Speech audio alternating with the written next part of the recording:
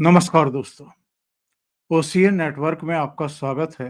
मैं हूं Omkar Chaudhary. INDI alliance में कांग्रेस खास तौर से राहुल गांधी के तौर तरीकों को लेकर के काफी गुस्सा नाराजगी देखने को मिल रही है। कई ऐसी घटनाएं अब तक घट चुकी हैं जिनसे साफ साफ अब इंडिकेशन मिलने शुरू हो चुके हैं। ये संकेत मिल रहे हैं कि ये जो शीतकालीन सत्र शुरू होने वाला है पार्लियामेंट का, इससे पहले बड़ा डेवलपमेंट हो सकता है। वैसे तो इंडी अलायंस क्षीण अवस्था में पहले ही पहुंच चुका है। वो जीर्ण शीर्ण अवस्था में लोकसभा चुनाव के बाद से ही लगातार कोई ना कोई उससे निकल रहा है। लोकसभा चुनाव निपटे भी नहीं थे ठीक तरीके से, अरविंद केजरीवाल ने अपनी पार्टी को अलग कर लिया था। ममता बनर्जी लोकसभा चुनाव के समय ही अपने को अलग कर चुकी थी। पश्चिम बंगाल में उन्होंने किसी से कोई गठबंधन नहीं किया। अरविंद केजरीवाल ने पंजाब में किसी से कोई गठबंधन नहीं किया। इसी तरीके से जो दूसरे राजनीतिक दल हैं जो इसके हिस्से थे, उनके जो बयान आए हैं, उनका जो गुस्सा निकल करके सामने आ रहा है, उससे अब ये संकेत मिलने शुरू हो चुके हैं कि देर सवेर या तो ये टूट जाएगा, बिखर जाएगा और सब राजनीतिक दल अपने अपने हिसाब से आगे बढ़ेंगे, या फिर इसमें कुछ आमूल चूल परिवर्तन होगा। यानी ये जो कांग्रेस इस पर कब्जा बनाए बैठी है और जब उसके मन में आता है तब कोऑर्डिनेशन कर लेती है और जब मन में नहीं आता है तो किसी को पूछती नहीं है। इस स्थिति से कई गठबंधन सहयोगी बहुत नाराज हैं और उन्होंने अब विकल्प तलाश करने शुरू कर दिए हैं।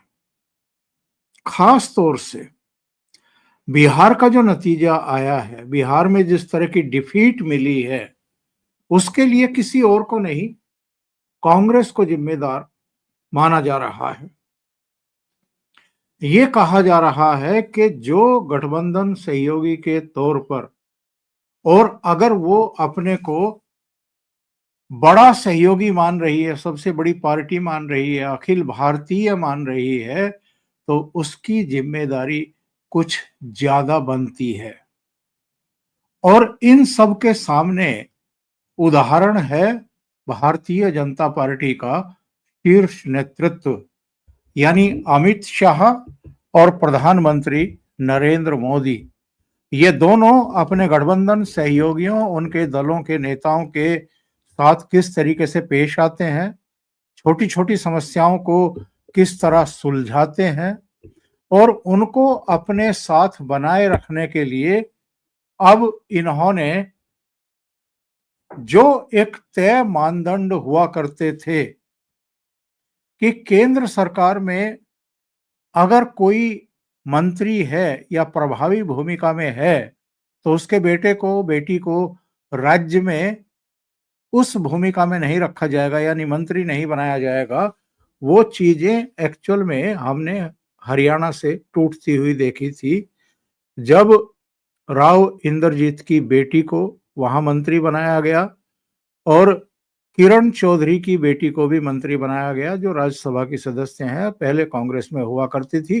राव इंद्रजीत भी पहले कांग्रेस में हुआ करते थे। अभी बिहार में कुशवाहा के बेटे को मंत्री बना दिया गया, जीतन मांझी के बेटे को भी, और जीतन मांझी केंद्र में है। सहयोगी दलों के नेताओं से अमित शाह ने जिस तरीके से दिल्ली में बुला करके बातचीत की, उनकी जो भी समस्याएं थी सीटों से संबंधित या ईगो से संबंधित, उन सबको शांत किया। ऐसा मैकेनिज्म कांग्रेस के भीतर या इंडी अलायंस के भीतर अभी तक भी डेवलप नहीं हो पाया है।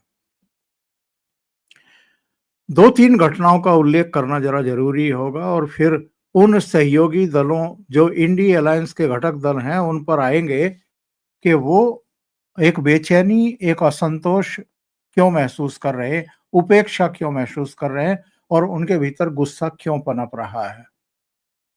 राहुल गांधी जिस तरीके से कांग्रेस पार्टी को चला रहे हैं, वो इसी तरीके से इंडी अलायंस को भी धौंस पट्टी दिखा करके या अपने को सुप्रीम कमांडर या सुप्रीम लीडर उनके ऊपर थोप करके उसको चलाना चाहते हैं, गवर्न करना चाहते हैं कि जितनी सीटें हम कह रहे हैं उतनी सीटों पर लड़ो, जहां हम कह रहे हैं वहां बैठो, वहां उठक बैठक करो। इस अंदाज में राहुल गांधी इस इंडी अलायंस को चलाना चाहते हैं मल्लिकार्जुन खड़गे के जरिए, क्योंकि मल्लिकार्जुन खड़गे को ही इसका अनौपचारिक सा एक संयोजक बना रखा है। पावर उनके हाथ में कांग्रेस के भीतर भी नहीं है और इंडी अलायंस के भीतर भी नहीं है। एक समय था जब इंडी अलायंस में 30 से भी ज्यादा दल होने का दावा किया गया था, 26-27 तक तो गिनती भी हो गई थी। लेकिन उसके बाद उमर अब्दुल्ला का भी बयान आया कि जब इसकी बैठकें ही नहीं होनी है, कोई पूछताछ करने वाला ही नहीं है, कोई मशवरा करने वाला ही नहीं है, तो फिर इसके बने रहने का या बनाए रखने का कोई औचित्य भी नहीं है। एक समय वो भी था जब ममता बनर्जी की तरफ से एक इंडिकेशन आया था कि वो कलकत्ता में रह करके ही इसको कुशल नेतृत्व दे सकती हैं। कीर्ति आजाद ने एक सवाल खड़ा किया था, बाद में शरद पवार ने, अखिलेश यादव ने, राम गोपाल यादव वगैरह ने, कई लोगों ने उसका अनुमोदन कर दिया था कि हाँ, कांग्रेस पार्टी इसको नहीं चला पा रही है, ममता बनर्जी एक विकल्प हो सकती हैं जो कलकत्ता से इसको चला सकती हैं और बेहतर कोऑर्डिनेशन कर सकती हैं। लेकिन वो बात भी उस समय दब गई थी। अब देखिए, बिहार की जो ये करारी शिकस्त हुई है, इसको राहुल गांधी या कांग्रेस पार्टी सहज रूप में स्वीकार करने को तैयार नहीं है। आरजेडी ने मान लिया कि डिफीट हुई है। जो दूसरे इनके सहयोगी दल हैं वो भी चुप करके बैठे हैं। लेकिन जरा कांग्रेस के प्रवक्ताओं को देखिए, खुद राहुल गांधी के तेवरों को देखिए, मल्लिकार्जुन खड़गे, केसी वेणुगोपाल से लेकर के पवन खेड़ा तक सब कैमरों पर आते हैं और वही पुराना राग अलापना शुरू कर देते हैं। वोट चोरी हुई है, एसआईआर को सब मान रहे हैं कि ये मतदाता सूची के शुद्धिकरण की एक प्रक्रिया है और बहुत जरूरी है। देश में विरोध कौन कर रहे हैं? विरोध केवल वो राजनीतिक दल कर रहे हैं जो अब इस दुनिया में नहीं है और उनके नाम मतदाता सूची में हैं और उनके वोट के साथ अभी भी ये लोग अपने फेवर में मतदान करा करके खेल कर रहे हैं, या जो अपने मूल स्थानों को छोड़ करके कहीं जा चुके हैं, दूसरे राज्यों में भी उन्होंने अपनी मतदाता सूची में नाम दर्ज करवा लिया है, उनके पीछे किसी और को खड़ा करके वोट डलवा करके जो जीतने की कोशिश करते हैं, खेल करने की कोशिश करते हैं, वो राजनीतिक दल और नेता एसआईआर का विरोध कर रहे हैं। पश्चिम बंगाल में जो भगदड़ मची हुई है वो हमारे और आपके सबके सामने है। जो रोहिंग्या और बांग्लादेशी हैं वो इस खौफ में भाग रहे हैं कि अगर पकड़े गए तो या तो जेल होगी या डिटेंशन सेंटर में डाल दिया जाएगा। और चूंकि आप्रवासन कानून बन चुका है, बहुत सख्त है, 2 से लेकर के 10 साल तक की सजा हो सकती है अगर आप अवैध तरीके से भारत के भीतर घुस आए हैं और यहाँ आकर के आपने किसी के जरिए फर्जी दस्तावेज बनवा लिए हैं, या आपने कोई जमीन खरीद करके वहां पर घर बनवा लिया है और यहाँ पर आप कामकाज कर रहे हैं अवैध डॉक्यूमेंट के जरिए, बिना अनुमति के अगर देश में प्रवेश किया है तो आपको जेल की सजा होगी और भारी जुर्माना लगेगा। तो सब भाग रहे हैं इस समय, लेकिन राहुल गांधी और उनकी कांग्रेस तो इसका बचाव कर रही है और एसआईआर का विरोध कर रही है। इसके लिए उन्होंने दिसंबर के पहले पखवाड़े में दिल्ली के रामलीला मैदान में एक बड़ी रैली करने का ऐलान भी कर दिया है। एसआईआर के विरोध में हम रैली कर रहे हैं। तो जो दल इस समय दुखी दिखाई दे रहे हैं राहुल गांधी और कांग्रेस के रवैये से, क्योंकि उनको लगता है कि जिस समय इनको देश में होना चाहिए, मीटिंग्स बुलानी चाहिए, समस्याएं सुलझानी चाहिए, सीटों का तालमेल करने के लिए और दूसरे जो मसले हैं उनको सुलझाने के लिए, तब ये देश में होते ही नहीं है, ये तो विदेश में घूम रहे होते हैं। कभी मलेशिया में देखे जाते हैं, कभी लैटिन अमेरिका के देशों में देखे जाते हैं, कभी अमेरिका में, कभी लंदन में, कभी इटली में, कभी कहीं, कभी कहीं। अभी मस्कट में थे, जिस दिन रिजल्ट आए बिहार के, उस दिन मस्कट में थे। और ये सूचना किसी और ने नहीं, कांग्रेस के ही सूत्रों ने दी है। मीडिया में भी लगातार आई। तो एक नॉन सीरियस तरीके से जिस तरह वो कांग्रेस को गवर्न कर रहे हैं, उसी तरीके से इंडी अलायंस के घटक दलों को भी गवर्न करना चाहते हैं। अब देखिए किन किन दलों की तरफ से नाराजगी की बातें आ रही हैं। अभी पिछले दिनों एक डिबेट हो रही थी, जिसमें उद्धव शिवसेना के प्रवक्ता आनंद दुबे बैठे हुए थे, अंजना ओम कश्यप उसका संचालन कर रही थी प्रोग्राम का, और आनंद दुबे ने कांग्रेस पर जमकर प्रहार किए हैं, जमकर के प्रहार किए हैं। उन्होंने कहा कि विधानसभा चुनाव से पहले, महाराष्ट्र में विधानसभा चुनाव से पहले हमने ये प्रस्ताव रखा था कि उद्धव ठाकरे को मुख्यमंत्री का चेहरा घोषित करो, इसका फायदा मिलेगा। लेकिन कांग्रेस इसके लिए तैयार नहीं हुई और शरद पवार का नाम तो उन्होंने नहीं लिया, लेकिन कांग्रेस पर जमकर के प्रहार किया। और ये कहते हुए प्रहार किया कि बिहार में भी तेजस्वी यादव को चेहरा घोषित करने से पहले कांग्रेस नेतृत्व की जैसे नानी मर रही थी, वो घोषित ही नहीं करना चाहते थे। लास्ट मोमेंट पर उनको चेहरा घोषित किया गया, तब तक बहुत देर हो चुकी थी। और यही नहीं रुके वो, उन्होंने लालू के अंदाज की भी मिमिक्री की, उन्होंने राहुल गांधी की भी मिमिक्री की, उन्होंने कई दूसरे दलों के नेताओं के की भी इसी तरीके से मिमिक्री करके मजाक बनाने की कोशिश की। चलो नरेंद्र मोदी या अमित शाह या इनकी करें, समझ में आता है, आप विपक्षी दल के हैं, लेकिन आप इंडी अलायंस में हैं और इसके बावजूद अगर अपने सहयोगी दलों के नेताओं की ही मिमिक्री कर रहे हैं, नकल उतार रहे हैं, इसका मतलब ये है कि इस गठबंधन में कुछ बचा नहीं है अब। तो उद्धव सेना बगावत के मूड में है। झारखंड मुक्ति मोर्चा,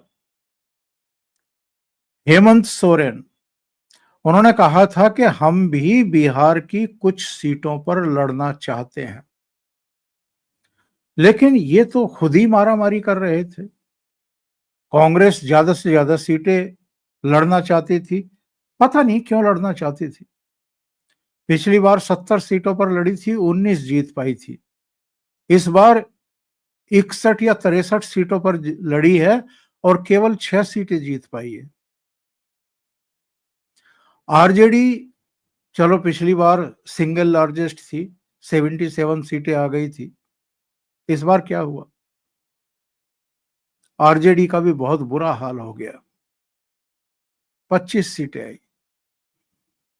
तो ये एक मैसेज जा रहा है कि राहुल गांधी, जिसने नॉन सीरियस तरीके से और जिस मनमानी पूर्ण तरीके से चुनाव प्रचार के लिए आते हैं और चले जाते हैं और उसके बाद गायब भी हो जाते हैं, देश में ही नहीं रहते हैं, तो ये कांग्रेस का भी भट्टा बैठा रहे हैं, दूसरे दलों का भी भट्टा बैठा रहे हैं।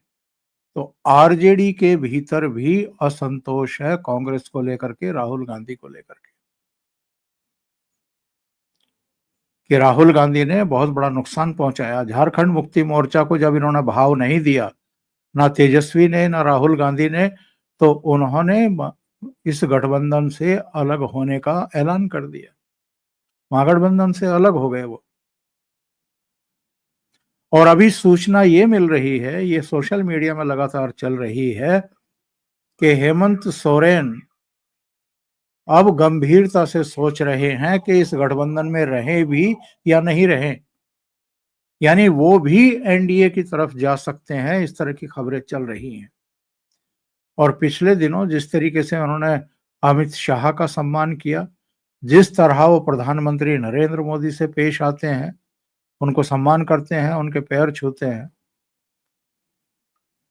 इससे भी संकेत मिल रहे हैं कि इंडी अलायंस के घटक दल ही अब वहां घुटन महसूस कर रहे हैं। अच्छा, अखिलेश यादव के जरा इधर तेवर देखिए आप। एक टेलीविजन चैनल के साथ इंटरव्यू में उन्होंने क्या कहा कि जब आपका सहयोगी दल संकट की स्थिति में हो, बुरी स्थिति में हो, तब उसका साथ नहीं छोड़ना चाहिए। किसकी तरफ इंडिकेशन देख कर रहे हैं वो? कांग्रेस की तरफ, राहुल गांधी की तरफ। यानी भीतर ही भीतर वो खुश भी हैं कि ये राज्य दर राज्य चुनाव हारते जा रहे हैं, इनका बुरा हाल हो चुका है, क्योंकि प्रधानमंत्री नरेंद्र मोदी याद दिलाना नहीं भूलते लोगों को। उन्होंने हाल में कहा है कि ये जो 6 राज्यों के चुनाव हुए हैं, जम्मू कश्मीर, हरियाणा, महाराष्ट्र, झारखंड, दिल्ली और बिहार, इन 6 के 6 राज्यों की सीटें अगर मिला लें कांग्रेस की, 6 राज्यों की जितनी सीटें कांग्रेस को आई हैं, वो भी मिलकर के उतनी नहीं होती हैं जितनी बिहार में इस बार भारतीय जनता पार्टी को मिली है, यानी 89 सीट। तो ये जब बातें करते हैं प्रधानमंत्री कांग्रेस के बारे में, तो ये उनके सहयोगी दल भी तो सुनते हैं और उनमें भी तो ये मैसेज जाता है कि ये पार्टी अब किसी लायक बची नहीं है। ये किसी का भला नहीं कर सकती, ये अपना भी भला नहीं कर सकती है। अगला चुनाव कहाँ है? पश्चिम बंगाल में। और ममता बनर्जी इनको भाव देने को तैयार नहीं है। अरविंद केजरीवाल तो कभी का इनका साथ छोड़ चुके हैं। तो सवाल ये है कि फिर बचा क्या है? कुछ नहीं बचा। और ये जो दिल्ली में रामलीला मैदान में सभा कर रहे हैं एसआईआर के विरोध में, इसको भी इंडी अलायंस के बाकी घटक दलों और नेताओं का समर्थन नहीं मिल रहा है। उनको किसी तरीके से मंच पर लाने की कवायद चल रही है, मान मनोबल चल रही है, ताकि शीतकालीन सत्र से पहले एकजुटता का प्रदर्शन कर सकें दिल्ली में। लेकिन क्या कर पाएंगे? और अगर वो आ भी गए, पहली बात तो यह है कि बहुत सारे नेता नाराज हैं, आने की उनकी संभावना बहुत कम है, क्योंकि वो जानते हैं कि कांग्रेस पार्टी हर हार के बाद एक संबल लेना चाहती है, जो सहयोगी दल हैं उनके नेताओं को इकट्ठा करके, और जो एक जवाबदेही और जिम्मेदारी राहुल गांधी के सिर पर फिक्स करने की एक आशंका बनी रहती है कांग्रेस के भीतर से, वो चीजें ना सामने आने पाए, इसलिए भी ये तमाशा और ये नाटक नौटंकी चलती है, बयानबाजी की भी और शक्ति प्रदर्शन की भी, जैसे रामलीला मैदान में कर रहे हैं। और ले दे करके जब भी संसद का सत्र आता है, तब भी इनका प्रयास यही होता है कि फ्लोर मैनेजमेंट के नाम पर सारे दलों को इकट्ठा करो और कांग्रेस की या राहुल गांधी की जो कमजोरियां हैं उनको किसी तरीके से ढांप लो। कुल मिलाकर के ये प्रयास है। लेकिन लगता है इस बार संकट गहरा है, ज्यादा गहरा है। अभी के लिए इतना ही। बहुत बहुत धन्यवाद। अगर आपको ये चैनल और इसके कंटेंट पसंद आ रहे हैं तो लाइक करें, कमेंट करें, वीडियो को शेयर भी करें। अभी तक अगर आपने ये चैनल सब्सक्राइब नहीं किया है तो सब्सक्राइब कर लें। साथ में लगे बेल आइकॉन को जरूर दबा दें, ताकि आगे आने वाले वीडियो और उनके नोटिफिकेशन आप तक पहुंचते रहें। बहुत बहुत धन्यवाद। नमस्कार।